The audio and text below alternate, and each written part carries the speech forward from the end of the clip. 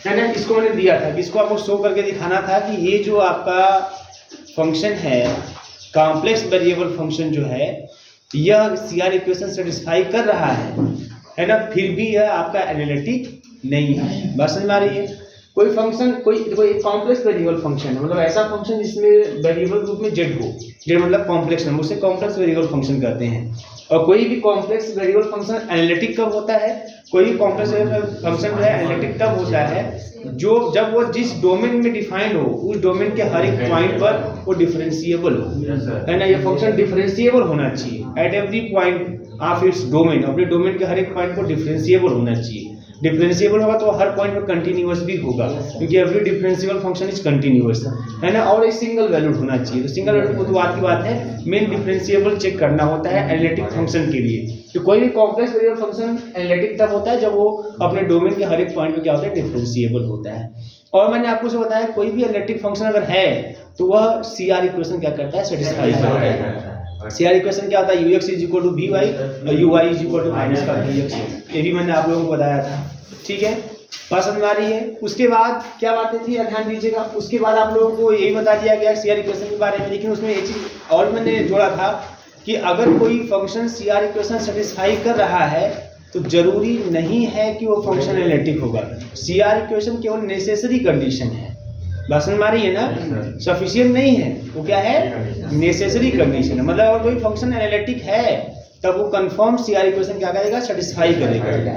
लेकिन केवल अगर कोई फंक्शन केवल सीआर इक्वेशन सेटिस्फाई कर रहा है तो आप ये नहीं कह सकते कि वो एनालिटिक होगा कि नहीं होगा, ये कंफर्म नहीं है ना। ये सब चीजें बताया गया था, सब कुछ आपको लिखवाया गया है। सफिशिएंट कंडीशन क्या है, क्या नेसेसरी कंडीशन है, हार्मोनिक फंक्शन क्या है, हार्मोनिक फंक्शन कैसे चेक करते हैं, साथ ही साथ हार्मोनिक फंक्शन और एनालिटिक कंडीशन में क्या करना है ना, कनेक्शन है, सब कुछ बातें। और फिर क्वेश्चन भी बताया गया आप लोगों को इस पर। आइए क्वेश्चन है यहाँ पे आप देख लेता हूँ। देखो ये जो फंक्शन है ना fz = mod xy⁴ है ना, ये जो आपका कॉम्प्लेक्स वेरिएबल फंक्शन है यह सीआर इक्वेशन सेटिस्फाई कर रहा है, लेकिन फिर भी यह एनालिटिक नहीं है। कहाँ पे, एट दी ओरिजिन, ये आपको प्रूव करना है ना। देखिए ध्यान से कैसे इसको प्रूव करते हैं।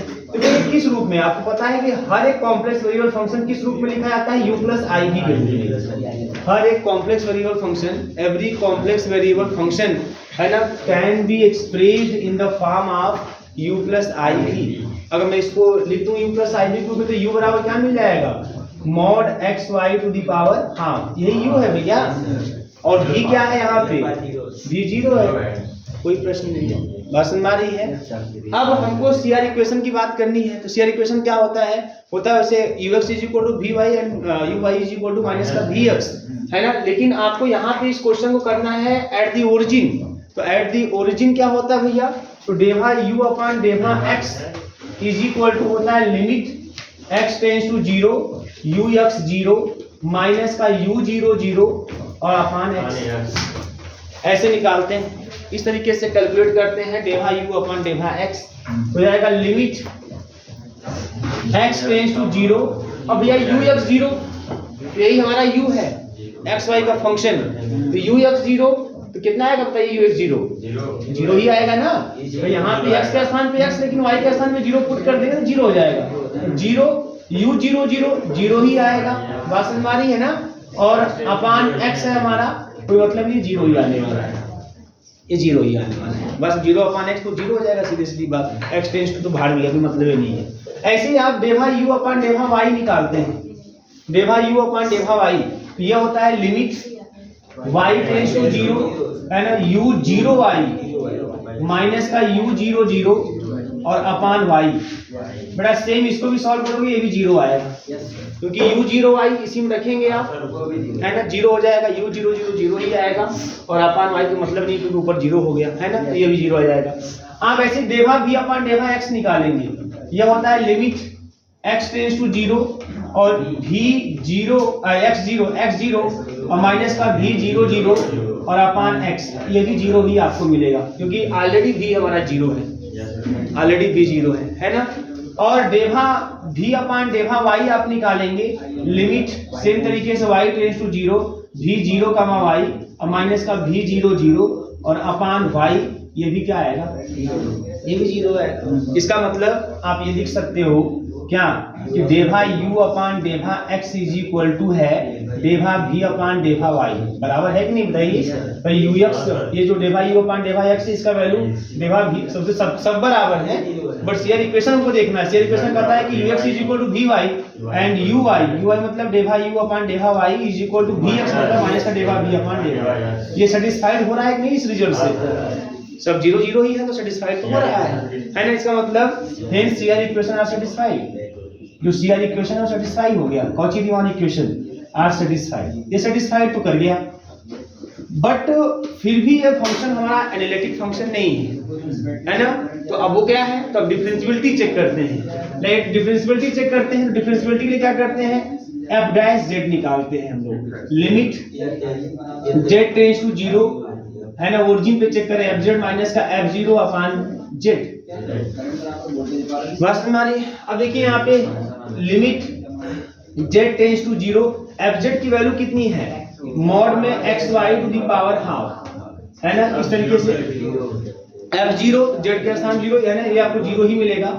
और यहाँ पे आपका जेड जेड मतलब एक्स प्लस आई, इस तरीके से। तो यहाँ मिल जाएगा लिमिट जेड टेंड्स टू 0 या mod x y to the power half और upon x plus i y. बस हमारी है। अब क्या करते हैं, इसमें लिमिट कैसे चेक करते हैं, मैंने आपको पहले ही क्लास में बताया था कि देखिए रियल में जब बात करते हैं, जब रियल की बात होती है, रियल एनालिसिस की बात होती है, वहां किसी भी पॉइंट की डिफरेंशियबिलिटी या कंटिन्यूटी जब चेक करना था तो हम क्या करते हैं, रियल लाइन पे चेक करते हैं। ऐसे इस पॉइंट पे चेक करना है हमें, अगर कंटिन्यूटी चेक करना है तो लेफ्ट हैंड लिमिट निकालते हैं, राइट हैंड लिमिट निकालते हैं, और left hand limit right hand limit अगर फंक्शन के वैल्यू बराबर बोलते हैं कंटिन्यूअस।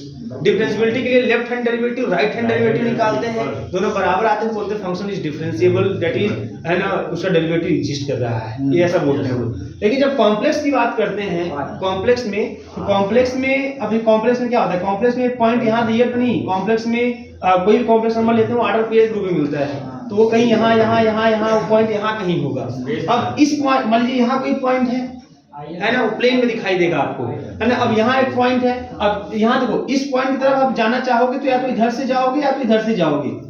अब बस दो ही रास्ते होते हैं रियल लाइन पर, अगर किसी पॉइंट की ओर आपको मूव करना है, किसी पॉइंट को टेंस करना है, तो आप दो ही तरफ से जा सकते हो, या तो लेफ्ट से या तो राइट से। इसलिए वहां पे दो ही बातें करते हैं, left hand limit right hand limit, left hand derivative right hand derivative, ऐसा वहां बात करते हैं। लेकिन जब कॉम्प्लेक्स की बात आती है तो वहां कोई पॉइंट इस लाइन पे नहीं होता है, वो प्लेन में होता है ना। अब इस प्लेन पे इस पॉइंट के पास पहुंचना है तो आप किधर से भी जा सकते हो, ये नहीं कि आप लेफ्ट और राइट से ही जा सकते हो, आप इधर से भी जा सकते हो, इधर से भी जा सकते हो, इधर से किसी भी तरफ से जा सकते हो। यही तो अंतर होता है कॉम्प्लेक्स में और रियल में। किसी भी पॉइंट पे कंटिन्यूटी और डिफरेंशियबिलिटी की जब बातें करते हैं है ना, रियल में जब हम किसी पॉइंट पे कंटिन्यूटी डिफरेंशियबिलिटी की बातें करते हैं तो दो ही बातें, जब लेफ्ट या राइट से, left hand derivative right hand derivative, left hand limit right hand limit, यही बातें करते हैं है ना। लेकिन जब कॉम्प्लेक्स की बात करते हैं तो कॉम्प्लेक्स में कोई भी पॉइंट जो होता है वो ऑर्डर पेयर के रूप में दिखाई देता है, और वो पॉइंट अगर मान लीजिए हम यहाँ इसको या इसको कंसिडर कर लीजिए, किसी भी कंसिडर कर लीजिए, अब उस पॉइंट की तरफ आप किधर से भी जा सकते हो।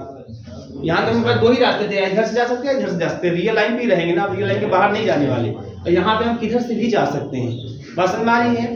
तो यह अब किधर से जा सकते हैं, इसका मतलब कि कोई भी पाथ लें हम लोग, यहाँ पे दो ही पाथ है हमारे पास, लेफ्ट से जाएं राइट से जाएं, दो ही रास्ते आपके पास है। लेकिन यहाँ पे क्या है, कोई भी पाथ लें, अगर यहाँ पे फंक्शन कंटीन्यूअस है, डिफरेंशिएबल है, तो कोई भी पाथ मतलब किसी भी तरफ से जाएं वैल्यू सेम होनी चाहिए। बात समझ आ रही है?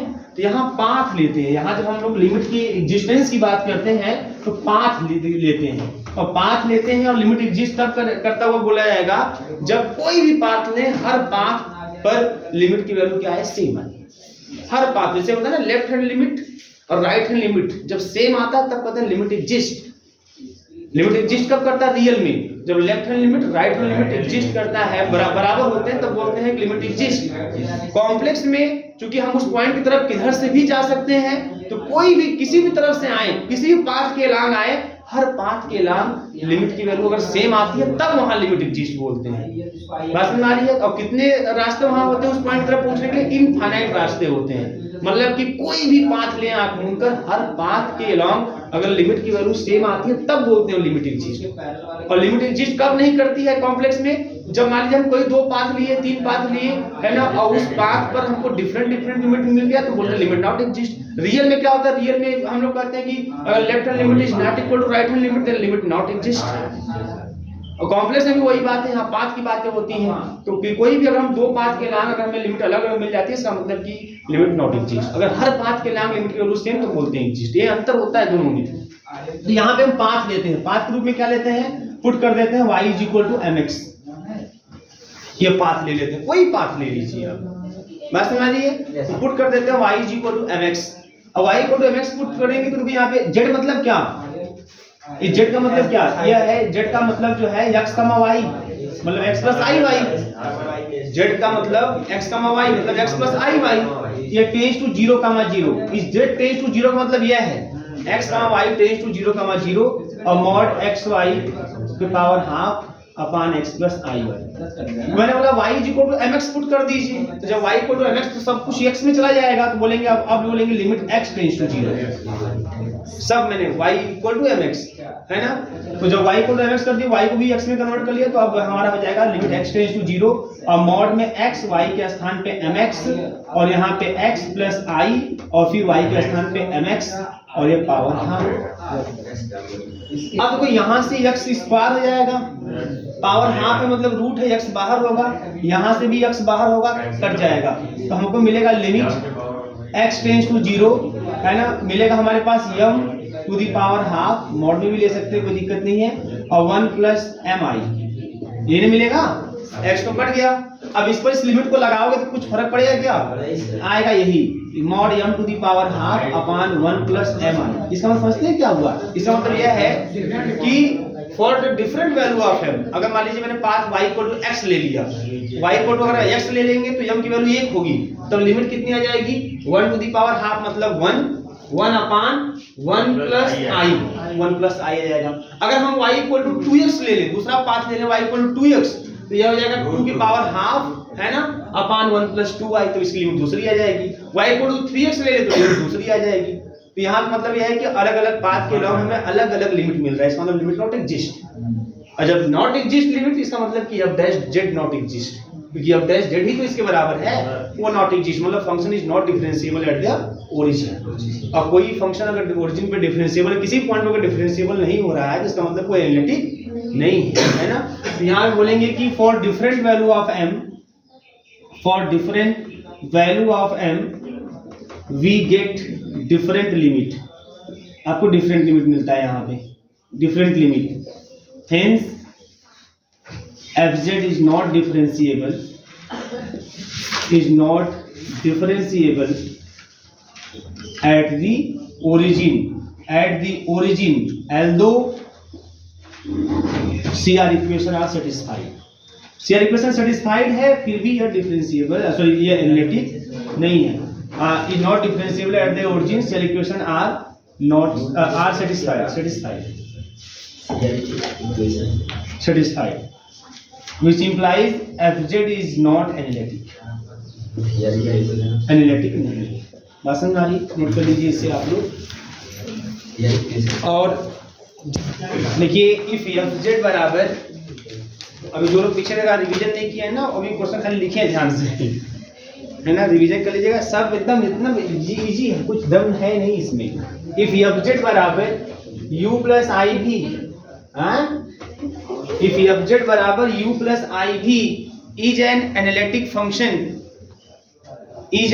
analytic function of z बराबर, if fz बराबर u + iv is an analytic function of z बराबर x + iy, of z बराबर x + iy and u - v बराबर e⁻y माइनस का cos x प्लस का sin x upon cos hyperbolic y minus का cos x।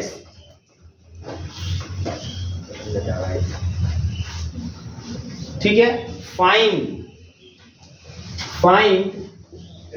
fz subject to the condition, इसमें एक line जोड़ दिया गया है, subject to the condition f π/2 is equal to 3 - का i/, 2 है ना। मास्टर आप तो लगा लिए होंगे। हाँ, ये देखिए क्वेश्चन है। चलिए ध्यान दीजिए, सबसे पहली बात है ना कि कैसे इस क्वेश्चन को सॉल्व करना है, क्या तरीका होता है। देखिए एक्चुअल में यहाँ पे करना क्या है। देखिए हर एक जो कॉम्प्लेक्स वेरिएबल फंक्शन होता है जिसको ऑब्जेक्ट से प्रदर्शित करते हैं यानी डिनोट करते हैं, उसे आप u प्लस आई वी के फॉर्म में आसानी से लिख सकते हैं, ठीक है ना। अच्छा, अब u प्लस आई वी के फॉर्म में लिख दिया गया। अब कभी कभी क्या होता है कि आप क्वेश्चन में u देता है, v पूछता है, v देता है, u पूछता है। बात समझ में आ रही है। तो अगर u दे के v पूछे या v दे के u पूछे तो उसको निकालने का मैंने 2 तरीका बताया था। कल मैंने दोनों तरीका डिस्कस कर लिया। एक डिफरेंशिएशन का, टोटल डिफरेंशिएशन का तरीका था, और दूसरा था मिलनिस-थॉम्पसन मेथड, जो यहाँ पे आपको नया पढ़ना है। मिलनिस-थॉम्पसन मेथड वो भी मैंने आपको बता दिया कैसे उसको लागू करते हैं। अब ध्यान दीजिए, ये जो क्वेश्चन है उसी का पार्ट है।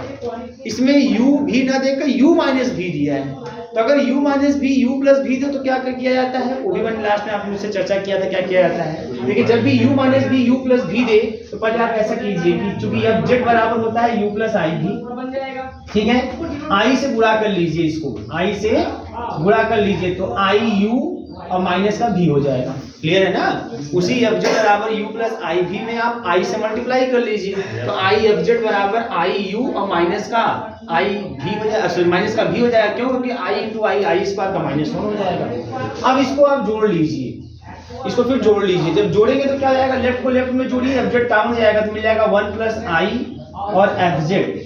और यहाँ पे जब जोड़ेंगे तो u में पहले रियल को रियल में जैसे जोड़िए